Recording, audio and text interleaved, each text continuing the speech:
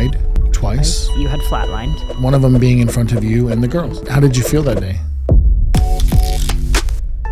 On today's episode, I have a special guest, my lovely and beautiful wife, Christina. You look very nice today. Thank you. Mm-hmm. So you've never been on one of these before? Nope. This is your first time? Yes. You a little nervous?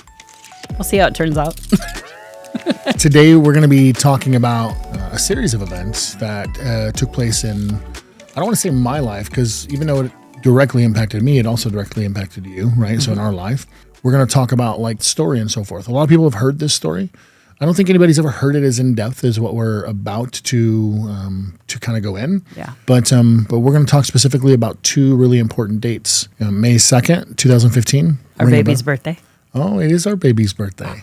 Also a very eventful day for us that year. Yes. And May 9th, 2015. An even more eventful day. Very scary day. Yeah. Yeah. 10 years ago, basically, from close to now. Yeah. Like we just passed our 10-year anniversary. Yeah. For that specific situation. Now, to kind of sum it all up, and we'll go into detail, May 9th, 2015, I died twice in one day, one of them being in front of you and the girls. How did you feel that day? Numb. I went into, I don't want to say panic mode, but okay, let's figure it out. And where do we go from here? Yeah. A lot happened. Yeah. And I think some of it I don't even remember. A lot happened. You remember more than I do. I've given you a lot of details. Yeah. But the story really starts 5 years before. Right. Right? What happened 5 years before then? You were diagnosed for being lactose intolerant. You had struggled with a lot of stomach pains. You were in the prime shape you've ever been in all the years we've been together. Not so much bodybuilding anymore, but still kind of led the lifestyle. Yeah. Sitting at 5-6% body fat. You were trying to... Working out twice a day. Yeah, maximize what you were physically capable of. You had gotten up to 298 pounds. Yeah. Sexy. But you were struggling with bloating and stomach pains, and it went from every once in a while to pretty consistent. Yeah. And we didn't know why. So we went to the doctor to try to figure out what was going on. This is back in 2010. And the doctor said that I was lactose intolerant, which didn't make a lot of sense. It's very common for people in their 30s, especially people who drink or consume a lot of lactose, to become lactose intolerant, which is exactly what my life was. I was eating a lot of cheese and milk and whey protein, and I had lactose in most things I ate. Yeah. Well, then we looked at that as dairy, not being educated as to what the difference was between dairy and lactose. Sure. Daily in the beginning, I would have massive stomach pain, right? Where I would have all this gas that would back up and I couldn't do anything with it. My stomach would just swell. I remember because my stomach would visually swell right in front of my eyes. You would look like 6 months pregnant. But I had abs. That was all that mattered. I had abs, right? There was, I had one big lump and then a bunch of abs on that lump. And then it would take sometimes hours to pass.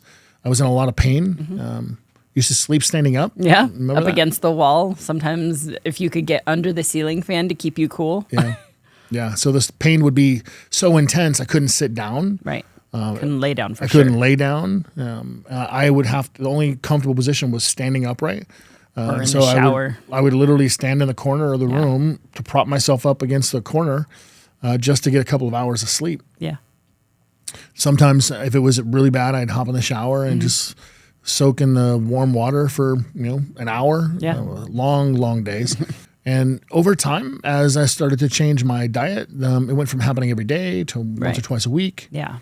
Then once or twice a week, I went to once or twice a month, and so forth. And this is gradually over the course of 5 years, of course. Yeah. But then May 2nd was completely different. Very. Right? So to kind of paint the scene for everybody, we had started our clothing line, very successful clothing line. We were doing a lot of orders back then. Yeah. 100 orders a day. Anyways. Slow day. I digress. We had started our clothing line in 2013. This event took place in 2015. Yeah.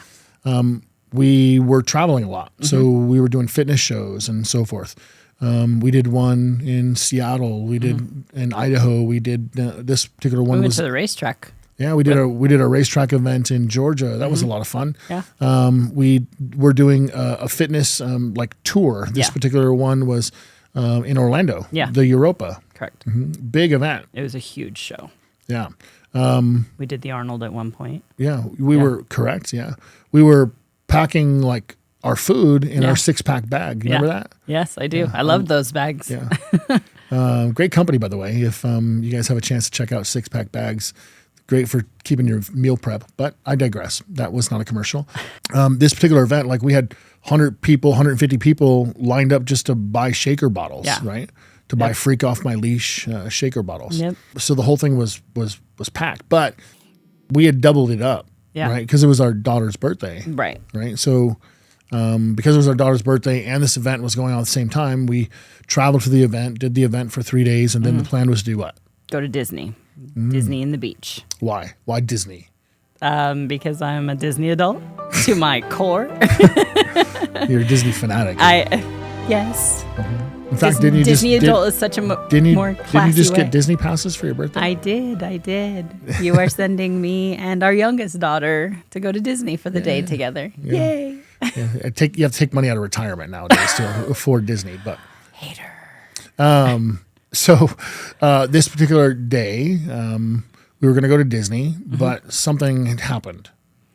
So that was the plan. It was the last day of the convention, and you started feeling like, having an episode is what I called them, which didn't make a lot of sense because we prepped all of our food for the entire time that we were traveling. You were eating chicken, rice, and water. And tuna. I was allowed to have tuna and water as long as I'd mix it with mustard to give it some flavor. But that was basically so my gross. life. Yeah. But yes, that was your life. And so it didn't make a lot of sense because I knew exactly what you were consuming. And because you didn't feel good, you had asked me, hey, can you close up the booth? I'm going to go back to the hotel and I'm going to lay down, see if I can, feel better. So we did that. The girls helped me. We go back to the hotel. You were not feeling good at all. It was a total normal episode. So we just kind of, let's play the waiting game. Let's wait through it. You tried taking this is going to sound really funny, but you tried taking a bath because the shower wasn't tall enough for you. And so just to find comfort. It was a nice bath, by the way. You like to bathe. And you just couldn't find comfort. This was earlier in the afternoon, like 4 or 5 o'clock-ish. Yeah. And by 2 o'clock in the morning, you're like, I can't do this anymore. So we took you to the hospital. Okay, so if you're watching this video on YouTube, we would really love it if you can smash the subscribe button, hit the like, that's that little thumbs up right there. And if you really want to get brave, hit that notification bell so that you get alerted every single time we upload a new video to this channel. Appreciate it. Let's get back to the video. Which was the first time that you had been taken to the hospital for this situation. Yeah, normally I would just push through it. Yeah. And after a couple of hours, it would go away. Well, we had gotten used to it. Yeah. So. This particular one, I think it was darn near 8-9 hours straight. I was in a lot of pain. Yeah. When we got to the hospital, the doctor basically went through a list of things like, have you done this? Have you done that? Do you have kidney stones? Do you have, gallstones or whatever they're called? And when I told him I was lactose intolerant, he goes, "Man, this doesn't seem like that." Yeah. Which really kind of like, wait a minute, hold on. What do you mean it doesn't seem like that? For 5 years. That's what I was told by a doctor. Right. This is what happens when I eat lactose. Right? Yeah. But he was like, no, something doesn't line up here. Yeah. And they did an ultrasound. And that's when he came back and he said, have you ever had your gallbladder removed? Yeah. I was like, no. He goes, are you sure? Doc, I think I would remember if I didn't have my gallbladder. You lost an organ. Like, unless somebody went in the middle of the night and like we're talking like black market. Yeah, they took it and sold. Like, what would you get a gallbladder for on the black market? What, like $12? What do gallbladders go for? Can you even transplant those things? Well, as far as I know, they only take them out because there's only 2 organs we have that could cause you damage and pain, and that's one of them. Yeah. So he was convinced that my gallbladder was missing. He's like, dude, we just did an ultrasound and the place where it's supposed to be, which is right underneath the liver, empty. It's not there. Yeah. I was like, what? That's not right. Something's weird. He goes, so we're going to go in. He goes, at a minimum, we're going to take it out if we find it. But we got to get in there and go see what's going on. Right. I don't remember the procedure. He told me it was going to be 30 minutes, but it wasn't 30 minutes. No. Do you remember how long it was? Between 4 and 5 hours. Wow, that seems long. Yeah. He said that it was a more invasive procedure because when they got in there, your gallbladder had, his words were disintegrated. It had ruptured, exploded in not so many words, and was absorbing into other organs. Your liver, because it's the closest organ to it, and it's a porous organ. So they went in, they cleaned it up, took out what pieces they could find and so forth. And I remember them going over all of this because I have some bits and pieces that I don't remember, but this one I do. And he was explaining, "Hey, look, you should be better. Like you should." I'm excited at this point, right? Yeah. Because now I'm not going to have stomach pain anymore. I'm just happy that the pain's going to be gone. He goes, "You'll probably go home tomorrow. You just got to do one of two things. You either got to pass gas or you have to poop." Yes, I had to go poop. Okay? And you had to walk. You had to be able to walk a certain distance. So the next day came and went. None of those things happened. By then they were medicating you to try and help. To paint a timeline, like admitted to the hospital on May 2nd, surgery May 3rd to take out the invisible gallbladder, right? And then I was supposed to go home on May 4th, but I didn't. No. In fact, I didn't get any better at all. In fact, I felt like I was getting worse. Nearly 6 days goes by. I'm still in the hospital. Now, keep in mind, we're traveling, right? Like we're in Orlando on vacation. Right. Luckily, our room was huge. Yeah. And so both you and the girls had checked out of the hotel at that point, and you were staying in the same room as me. Yeah, all 4 of us were staying in. You were on a chair. They were on a couch, Yeah. Fold-out style couch. I was in the hospital bed. And this went on for like 6 days, but I wasn't getting any better. Yeah. So by the 6th day, after medicating you to try and help you do what you needed to do in order to leave, they explained that what was taking place is that you had iliac paralysis. So, and that happens from anesthesia. It shuts everything down, which is like your intestines. Oh. And that's what was preventing you from... I didn't have the desire to go to the bathroom at all. No, nothing. And so that's what the medication was to stimulate your intestines to help you do those things. But it didn't work. It didn't. And so by day 6, they were like, it's eventually going to happen. Yeah. I remember on May 9th, this is day 6 now, after the surgery, they were like, we're just going to send you home. I mean, you have enough medication in you where your body should just explode. It'll wake up soon. And everything will come out, right? Yeah. And they were about to send me home that day. But we asked them not to send us home because I was having some complications. Is that what I remember? So because they had you walking to try and stimulate everything, we decided, let's go walk. Let's see if we can like get things moving. As we were walking this specific day, we were about halfway in your rotation around the floor. Yeah. And you just kind of like stopped. And then I looked at you and you looked kind of green, like jaundice almost. And I was like, you feeling okay? And you're like, I don't feel so good. And we had a long drive home. So we went back to your room. That's right, because we were pulling all of the clothing line. We had the whole clothing line. We had our trailer with the clothing in it. Yeah, and it was a 16-hour drive. In our big branded Suburban, right? So I remember that. We went back to the room, and I was like, hey, let's sit you up in the chair, because if they're discharging us, this is what you're going to have to feel like on the drive home. And that's when things rapidly took a very, very big turn. I had some weird symptoms start to happen. Yeah. Do you remember these? Yes. I remember like yesterday. I remember Haley being backwards. Right. Like our youngest daughter went to give me a hug, and I went to hug her, and I'm hugging one spot. She was standing in a completely different spot. Yeah. Sweating. I remember sweating profusely from the neck up. Only from the neck up. And truthfully, if you've never experienced it before, you would never believe it. If you know anything about body, like how do you only perspire from the neck up? Yeah. And you were. And when I say perspiring, I mean like you were pushing out fluid that I didn't even know could come out of your pores that way. Like it was wringing hand towels out. And it just kept coming. It kept coming. And that's when I called your team in. And I was like, something's wrong. Yeah. They asked you where your pain level was at. You were at like a 9. And I mean, you were heavily sedated. You weren't a small guy, but because you had such a fast metabolism, you were metabolizing the pain medication so quickly. So they switched your pain medication. You went from oral Percocet to a drip of morphine and Dilaudid.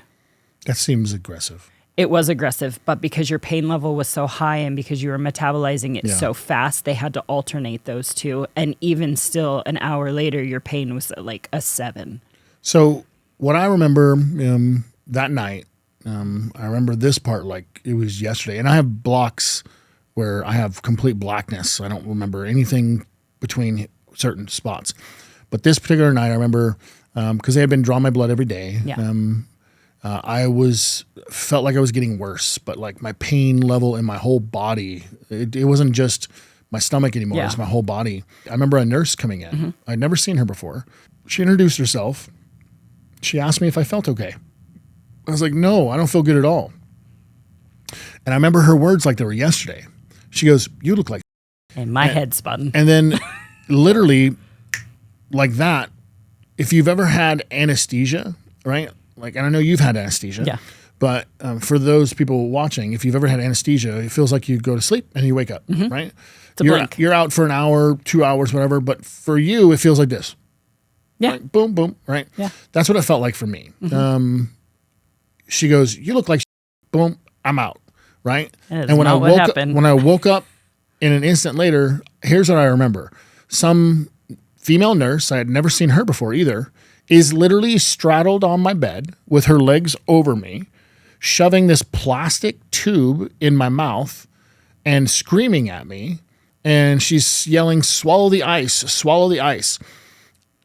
And I could feel ice in my mouth that wasn't there half a second ago. I looked down at my arms and I had what looked like 5 IVs. Like, where did these come from? In the corner of my eye, while all of this chaos is going on, there's like 4 or 5 nurses now or doctors or something in the room, like in the blink of an eye. Oh. And in the corner of the room, I can hear both you and the girls crying and huddled together. And I had no clue what was going on. What did you see? When they couldn't get your pain under control, they called your surgeon. And your surgeon said, as funny as this is going to sound, we're legally tapped out on meds that we can give him. We've got to figure something else out. Within minutes, I had never experienced rapid response team ever before. And they are not known for their bedside manner. Let me just say that. They came in rapid. And the nurse that you remember is the charge nurse for ICU rapid response team. She was trying to talk to you. What you don't remember is you had somebody putting an IV in, somebody putting a PICC line in, somebody testing your oxygen in your blood, which is a whole different blood draw. And then, yes, you had a nurse straddling you because she was trying to tube you. A tube goes in go down your throat because you so I could breathe. Correct. And she needed you to swallow the ice because as you swallowed, the tube was going to go down with the ice in the swallow. But at the same time, the reason she was straddled over you was to kind of mildly restrain you because at the same time you were getting a catheter put in. Oh, yeah. I vaguely remember this. And when the nurse looked at you and said, you look like, my head spun because, of course, I go into like defensive wife mode. And I'm like, who are you, lady? Yeah. I don't remember how I got from one bed to another or if they just moved my bed. But I do remember my bed is now wheeling down the hall. This is a little bit gray for me, like a little bit shady. I can't really... Like foggy. Yeah, foggy. My bed is running, like somebody's pushing my bed down the hallway. I'm literally watching the lights above me go by. Zoom, zoom, zoom. I can't see you, but I can hear you, and I can hear a doctor or somebody telling the last thing I remember hearing is the kids can't stay here. Yeah. And then I remember barely remember being pushed through some doors, and then again out. Yeah. I don't remember anything at that point, but so everybody can visualize what took place. I went into a coma. Or they put me into a coma. After some exciting... That's right. So they rushed me. There was a whole adventure before that, yeah. They rushed me through the doors. They're rushing me into surgery. I would later find out I had sepsis, and it stopped all my organs back to back. Right. And that's what they were trying to do, is to get the sepsis out, start my organs back up. But the story I got after I woke up was that they left you out there. Yeah. So when you were going down the hallway and you heard them say that the kids couldn't come, that was a panic mode for me because we were out of state. We were blessed that we had the team that we had. We were also blessed that we were at a hospital that a very dear friend of ours worked at, that was kind of keeping an eye on you from behind the other computer screens. And so when they said that the kids couldn't come, I was like, what does that even mean? They told me they wouldn't discharge the room and that they would call Jen and have her come get the kids. So we were blessed in that manner because then I could focus on you. But when I woke up 5 days later, the kids weren't there. No. They weren't even with Jen. No, we made arrangements to fly them home to your mom and dad's. Yeah. So when you went through the doors that you were just talking about, you went into surgery, emergency surgery. They left me in a... Like, hold on a second. Like, I've seen a lot of movies, right? Yeah. And we recently just finished watching The Pit, right? Great Which show. is like ER. Yeah.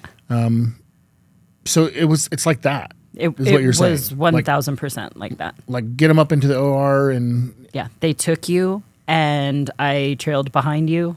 And when they pushed you through the doors that you remember, the last thing you remember, they said, you stay here. And they closed like, almost if you think of like... How long were you there? Steel freezer doors. How long were you there?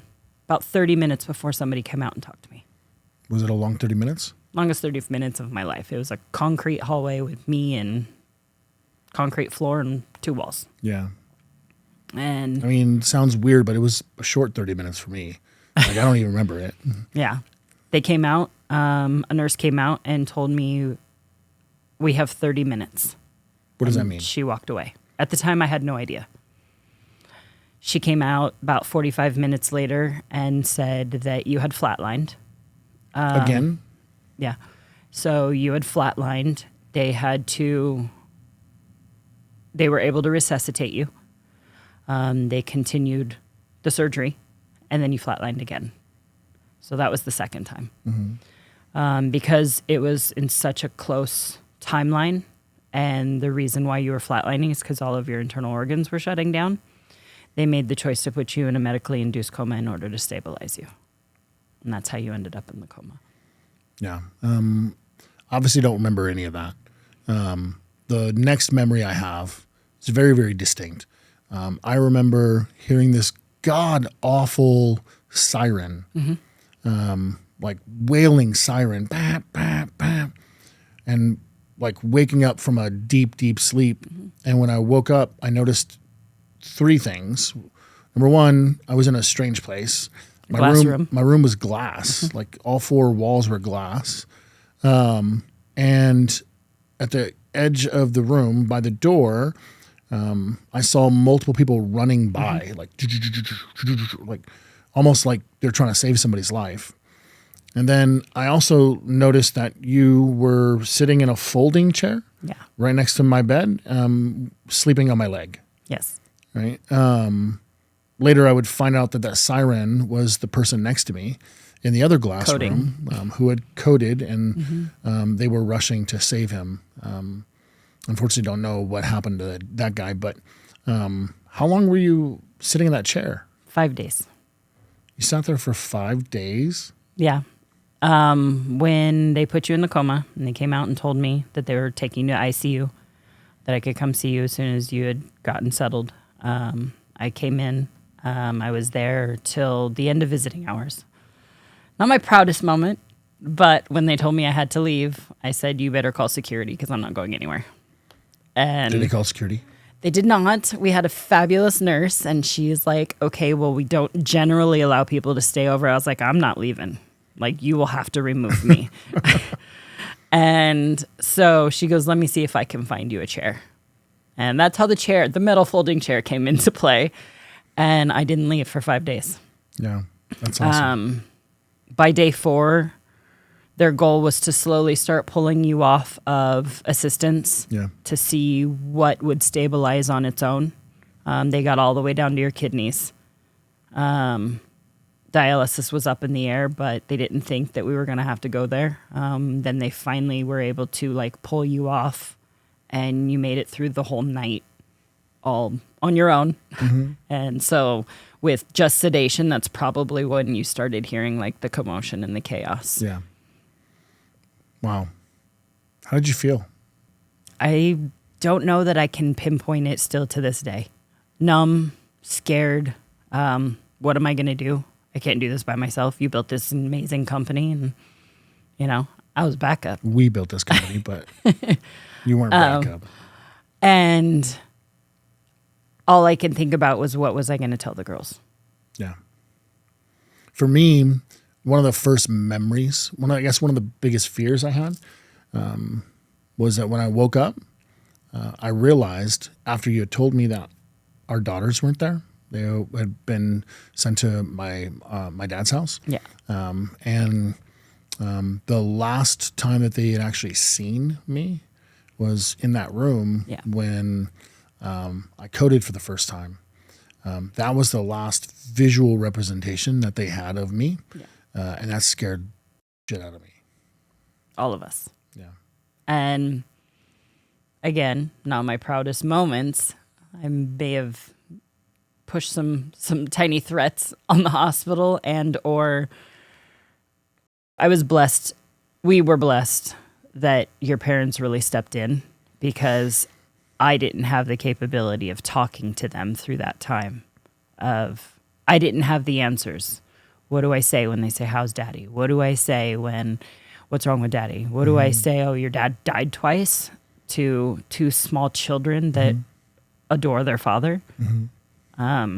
So I don't want to say I separated myself, but I really did put them in the hands of your parents to take care of in that moment, so that I could try and be as present as I needed to be with where you were. I'm grateful that, as weird as this is going to sound, that this happened 10 years ago. Yeah. It was Emily's 22 and Haley's about to May be 2nd, she turned 22. about to be 17. So this would have made Emily 12 and Haley 7-ish. 6 really. And so luckily, one of the things I'm grateful for is that they don't have any memory of this. Very little. I've talked to Haley about it several times, talked to Emily. Emily has some scattered memories, but not a lot. Right. Haley has literally no memory. She was 6 years old. Like they know what happened, but they don't remember the experience. Yeah. And I'm grateful for that. I'm thankful for that, because it's a trauma that can sit with you. We ended up being in the hospital for 35 days. Oh, yeah. And I lost 55 pounds in 35 days. Kind of makes me feel like I was a blow-up doll. Yeah. Right? And somebody was like, psh. It's really what happened. Right? Letting all the air out of me. Because I came out skinny. Like the skinniest I've been in a long time. You weren't, so you didn't eat pre-surgery. You weren't allowed. Food, yeah. You weren't allowed to eat post-surgery. You were on a feeding tube for 10 days. Yeah. The first meal you had was shortly before they discharged you, and that was even regulated. I think they should have diets like this. The IV diet. It's something to think about, right? Somewhere out there, somebody's going to create the IV diet. Because of this event, what's changed in your life and our life? Like the way you view things and, how you handle just life in general. I know you're going to laugh because it's one of my favorite sayings for you, but we're definitely on a different side of the rainbow. I think we look at things now more present and in the moment than you are a hyper planner. Yeah. You are the logistical one in our marriage. I am the, let's go do it today. Yeah. We'll figure it out tomorrow. And I think it has allowed us to both be a little bit more present, allowed us to both kind of think of things like in a perspective of who can we bless, who can we help, because we have been blessed. I know for you, you've kind of looked at it from like, it's a second chance at life type thing. I think it's changed our dynamic in our marriage. Things that may have been a big deal before are by far big deals now. Yeah. I think we talk to each other differently. I think our kids have always been a huge part of our life, and everything we've ever done has always been for them. But I think that's a little bit different now. It's not so much as how can we prepare for them for their lives versus having family memories and having more of the togetherness and the presentness. You're a workaholic, and our dynamic is different household-wise as well. So I think a lot of things have changed, but I don't want to say it's because of near-death experience. I just think it really opened us up to things that we were a lot more closed off to. Yeah. For me, it really showed me the value of time. Yes. Yeah. Like beyond just time on this planet, like just time in general, right? When I used to, spend my energy and effort doing things that I could have easily tasked on to somebody else, now I look for every reason to give the task to somebody else so that I can use my time accordingly. Even if it's just so I can go sit in the backyard and soak in the sun with the dogs. You or the dogs or both you and the dogs, whatever it may be, right? Just so I can be present. Yeah, you're a little less resistant to doing things and stepping away from your everyday. Yeah. And I'm thankful for all of those things. I mean, I wish ideally that it didn't have to come full circle the way that it did, but I think everything happens for a reason. Yeah. I don't know if we would have gotten to where we are had we not experienced what we experienced. Yeah, completely agree with you. High five. Good job. It's good having you on. We're awesome. Yeah, you're awesome.